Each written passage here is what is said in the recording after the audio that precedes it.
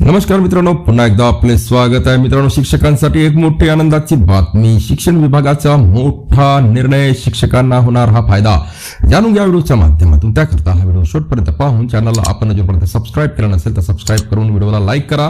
सोबतच ही मोठी आनंदाची बातमी आपल्या सर्व मित्र व परिवाराला सुद्धा शेअर करायला विसरू नका. तर मित्रांनो, राज्यातील स्थानिक स्वराज्य संस्थांच्या शाळा 100% अनुदानित शाळांमध्ये लागू असलेल्या शिक्षण सेवक योजनेत महत्त्वाचा बदल करण्यात आला आहे. त्यानुसार कार्यरत शिक्षण सेवक समान किंवा उच्च पदावर रीतसर प्रक्रियेतून नव्याने नियुक्त झाल्यास त्या शिक्षण सेवकांनी पूर्ण केलेला कार्यकाळ ग्राह्य धरून केवळ उर्वरित कार्यकाळ पूर्ण करावा लागणार आहे. या निर्णयाचे शिक्षण सेवकाकडून स्वागत करण्यात आले आहे. शालेय शिक्षण विभागाने याबाबतचा शासन निर्णय प्रसिद्ध केला आहे. शिक्षक सेवक योजना सन 2000 पासून राज्यातील स्थानिक स्वराज्य संस्थांच्या शाळा 100% अनुदानित शाळांसाठी लागू आहे. या योजनेनुसार उमेदवाराला थेट शिक्षक पदावर नियुक्ती न देता 3 वर्ष कालावधीसाठी मानधन तत्वावर नियुक्ती देण्यात येते.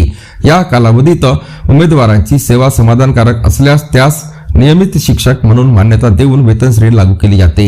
मात्र सध्या स्थितीत निश्चित केलेल्या पद्धतीने शिक्षण सेवक पदावर नियुक्त झालेल्या उमेदवारांची त्या पदावरील 3 वर्ष कालावधीची सेवा पूर्ण होण्यापूर्वी अन्य समान किंवा असमान शिक्षण सेवक पदावर निश्चित केलेल्या पद्धतीने नव्याने नियुक्ती झाल्यास पुन्हा 3 वर्षाचा शिक्षण सेवक कालावधी पूर्ण करावा लागतो. आधीचा सेवा काळ विचारात घेतला जात नाही.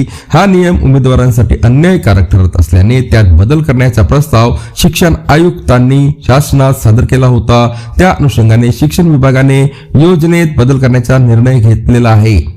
शिक्षण विभागाने दिलेल्या माहितीनुसार कोणत्याही स्तरातील आणि कोणत्याही माध्यमातील शाळेत रीतसर प्रक्रियेतून शिक्षण सेवक पदावर नियुक्ती झालेल्या उमेदवारांचा शिक्षक सेवक कालावधी पूर्ण होण्याआधी कोणत्याही स्तरावरील किंवा कोणत्याही माध्यमाच्या अन्य शाळेत शिक्षण सेवक पदावर रीतसर प्रक्रियेने नव्याने नियुक्ती झाल्यास 3 वर्षाच्या पूर्ण शिक्षण सेवक कालावधी लागू राहणार नाही.